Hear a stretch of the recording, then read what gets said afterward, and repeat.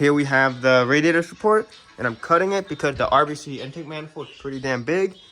So I made some cuts, and now we're gonna make some space for the intake manifold. Hello, update. I made a couple more grounds, and I made this fit. So I made, these are some brackets off of my fender. I cut these literally from, there's a leftover piece from a fender I had. Cut it up, made it work into like, just a straight little bar right there. Nut and bolt setup. This one already had a factory welded in nut to bolt up. This one I just made a hole under radiator support, and I just put a nut and bolt setup on these ends. It's pretty good. And in the bottom, there's still 2 holes. There's 2 holes down there, and I can't make a nut and bolt setup, but it's kind of hard to set up. And I don't feel like setting it up right now because I want to get this on the road and driving. And I know the hood won't clear yet because intake is popping out quite a bit. And for the power steering, I know I need to make a little hole on the hood because this will hit the bracing under the hood. For grounds, I added some grounds and it still wouldn't start. And what helped was, if you have the EP3 harness or almost any crate swap harness, they should have one ground that'll either go to the center bolt or it'll go to your intake manifold. Make sure that is grounded. It is super important. Every time I grounded other things, like I put a ground there, I added a ground back here, and one on the transmission mount. There's a transmission like bracket there. I grounded those, it still wouldn't start. And when I put one on the intake manifold, well, right there, right to, this battery terminal, it helped so damn much. But, I have some extra ones. So I have this one here. I got one here in the back of the valve cover. One on the intake manifold to the harness. This goes directly to the harness for the injectors. I have another ground on the back of the valve cover. And one in the front of the valve cover. And back here, you won't be able to see it, but under the exhaust manifold, there's another ground that goes from on the block to the subframe. So I added those grounds, and then, this one, this is from the EP3. Ground right here. And another ground right there. This has 2 grounds on it. And now, it starts right up. The only scary part I gotta say is the charge harness. It snakes in a tight spot, and it was hitting the radiator support, so I got a hose, split it in half, and now it's protecting that. I added some extra electrical tape, so the metal is not, cutting into the wire. That's pretty safe, that's pretty good. I already test fitted it starts. I'll demonstrate in a little. But that's all good. I added this little reservoir. Bad thing right now about this is I have no fans on, but it should be all right. I'm going to keep the heat on in case, it might overheat. But in the meantime, I'm going to put some zip ties onto these cables so it's hugging into the crash bar. And I'm going to put the bumper on. I'm super happy with this. This is only held on right now by this metal bracket. It's pretty on there. And I did have to cut the crap out of it. So I cut basically like half of the reinforcement right here. Boom. I didn't even have to cut this, but it was just bugging me, so I cut all of that. And then back here, I had to cut a good amount, and it's still pretty close. Like, if you move it, it can basically touch. And I had to make a little cut here, too. This worked out so damn well.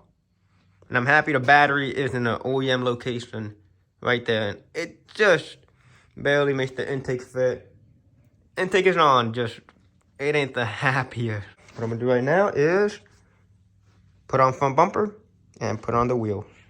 While she's been away, living day. Bumper is on. I was struggling to put it on. Some of the clips didn't want to match up.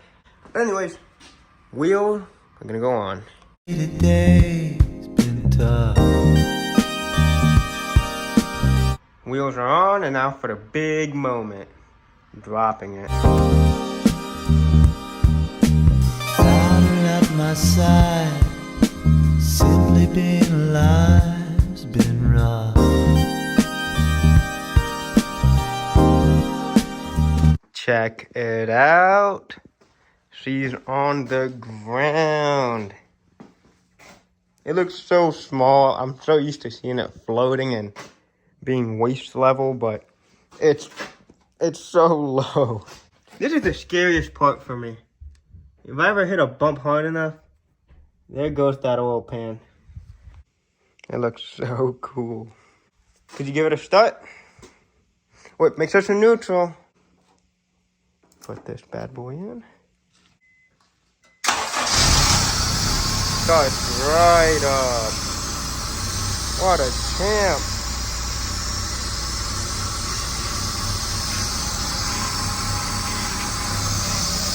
Something I have to do is an alignment. If you look at this wheel, kind of straight. It's turning a little this way, a little bit.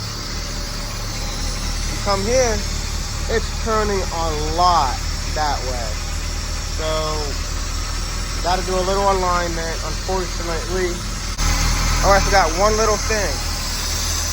That guy. She's a little low on power steering fluid. I thought I put it up earlier and I turned it, but I guess it didn't have enough pressure. So, I'm gonna put a little more power steering fluid. Hello, new day later. I was gonna drive it last night, but it was cold and it just didn't work out yesterday. But here's how it looks right now. Something I noticed was the clutch line. This is still from the D17. It was actually hitting the outer tie rod, so I moved it up. So that's like that. But this thing starts right up. It starts so quickly now. I'm gonna back it out of the garage and I'm gonna do an alignment. So I got 2 boards, 2 measuring tapes. Let's give it a quick start. Neutral. Starts right up. I'm gonna keep the heat on. And guess what? It doesn't make any more whining sounds. That's awesome. That exhaust is kind of low, but it's gonna be moving for the first time under its own power.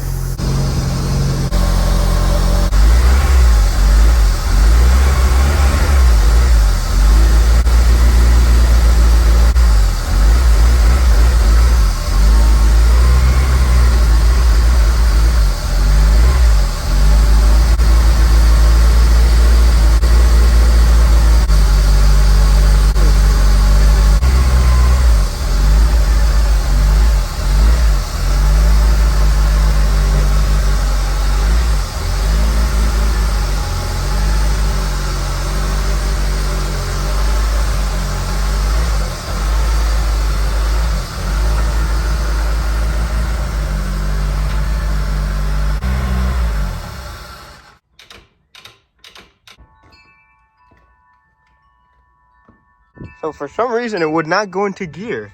I'm wondering, what is going on? I thought the transmission was bad for some reason. And I looked. You look at the clutch line. The clutch line is hitting right there. That's something I gotta address. So let's just move this real quick. Now we have first. We did not have first before, and I was getting worried it would not go into any of the top 3 gears. But boy, we outside. Oh my goodness, I'm so freaking hyped. So this wheel, pretty straight. This guy is towed in. So I'm gonna tow it out a good amount.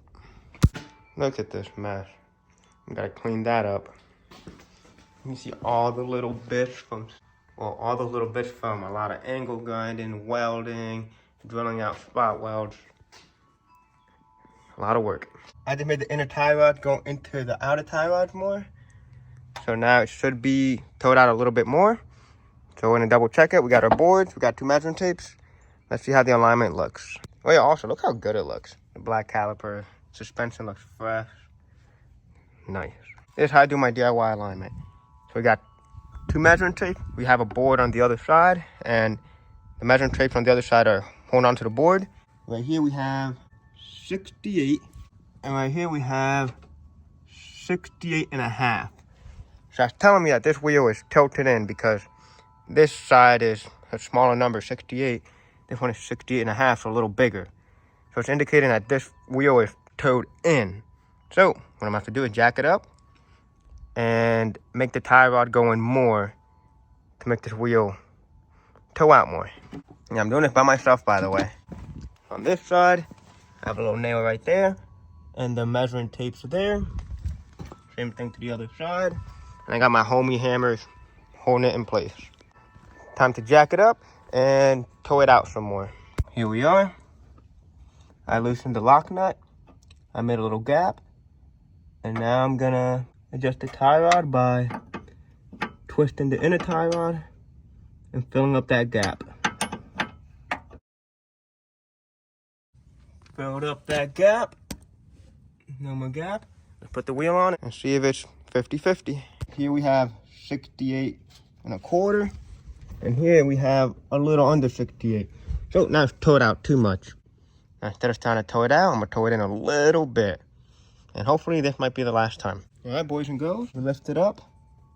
We're like just at the 68 right here. We're like just at the 68 too. Alignment is done. This car is ready to finally move. Let's see how nicely she starts. Primer. There you go. We go to gears now. That had me worried earlier. This can be the first time it moved forward. Oh, I forgot there's a block of wood still, but back it up. I thought I was filming earlier, but I guess not. Time to go for that first drive. All right, let's see how it goes. Holy smokes. Okay. I'm gonna turn the heat on so it's nice and happy. Got a little scraping going on.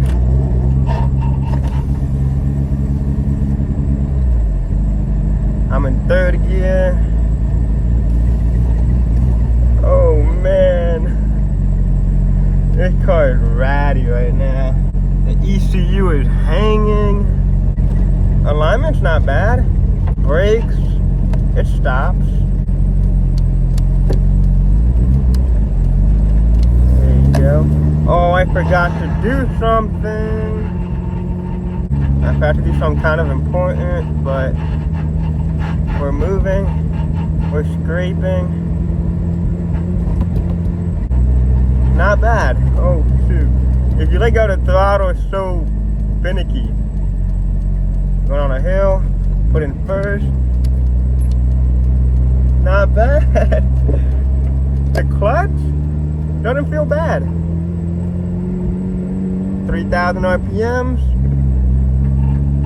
2nd gear. We're scraping a little. 3rd gear. The shifting is so smooth. Oh, this is awesome. It's a little bouncy. I love that cut spring life. Operating temps are good. We got a good amount of fuel. She's driving pretty good. I'm gonna downshift to 3rd. The throttle's a little finicky because I never calibrated it. It's missing an O2 sensor and it's got the wrong tune. But gotta say, not bad. Going to 5th. First time going to 5th. Pretty damn good. Love it, dude. I love it. We gotta check engine light, a couple lights on the dash, but this is nice. We got the heat on. Oh, and the exhaust. It sounds really good. Love how it sounds. Makes a clean tone. ECU is hanging out. Oh my goodness, it's so bouncy. But it is sick. We have connected to the computer. We already have the K-Pro Honda software installed. Oh man, I'll get back to you guys later. I gotta change the engine tune. Hello, boys and girls. So I got the laptop. I feel like one of those Honda boys. The laptop's right next to me. I changed the tune. It now has the K20 A2 stock tune. It seems to be driving a little bit better. I can't really exactly tell. I feel a little more comfortable. I can rev a little higher now. Before, when I revved a little higher, it's kind of finicky. I'm in a rush. Yes, a lot of weird noises, but I'm in a rush. I have to go to this one class. 4,000 RPMs. And this time I can actually put it in gears. I couldn't put it in gears because the clutch line kept moving and getting in the way of the top 3 gears. So first, third, and sixth. But better now. I can actually rev it a little higher. The K20 Z3 and the K20 A2 are very similar, so you gotta do the K20 A2. The K20 Z1 is closer to the K20A, the ITR engine, because the crank pulley is a lot smaller. The K20 A2 has a very similar crank pulley as the K20 Z3. I want to do a pull, but I don't know if I'm ready. I need to calibrate the throttle body, which I haven't done yet. That's kind of important. And I'm missing an O2 sensor too, so it's running rich. Very rich. I'm like almost half a tank of gas, and this thing had full not too long ago. Oh shoot. But hey, she drives pretty good. Sounds pretty, drives good, sounds good. Very bouncy, that's normal. We're cruising in 6th gear. Life is good.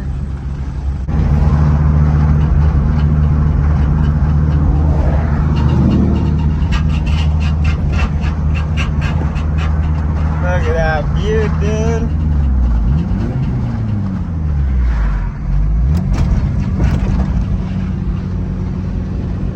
Dude, we're at a half tank. This thing is chugging gas. Hello. A few hours later. I calibrated the throttle body. Pretty simple to do. I'm going to try to explain it in the easiest way. I put a link in the description to watch a video on how to do it.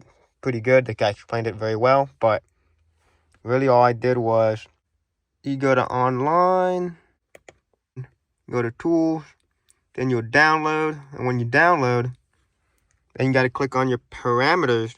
And in parameters, you'll have all these different stuff. So you click on your throttle, and then you'll see your throttle body, like where it thinks it's at. So right here, you'd click on read and make sure it goes to, you know, whatever it's at when you're not pressing it. So this is what it reads right now when I'm not pressing it. It reads 1.2%. That's what it reads. And then for the bottom, you would floor it. If you click it, right now I'm not pressing the throttle. So if I press read, it reads 60%. When I floor it, it reads 102%. When you do this, that means your throttle body has been read. So then that's when you would click on here. This is upload and change to the ECU. I already did that. My throttle body is already calibrated. It's actually a lot easier than I thought. So if you can do this, all you gotta do is click online, tool, download. When you download it, you go to your parameters, look for your throttle, click on throttle, press read when you're not pressing it. So don't press the throttle, press read. And then maximum, that's when you would floor it. You floor the throttle and then press read, and it'll give you a higher number. Once you do that, that's calibrated. So then you click on that white arrow to download this or upload it to your computer. I already did that, and we're going to test it out tomorrow. This is so cool to me. I'm a Honda owner with a laptop next to me. It's just, I don't know, kind of cool. Father at my side, simply being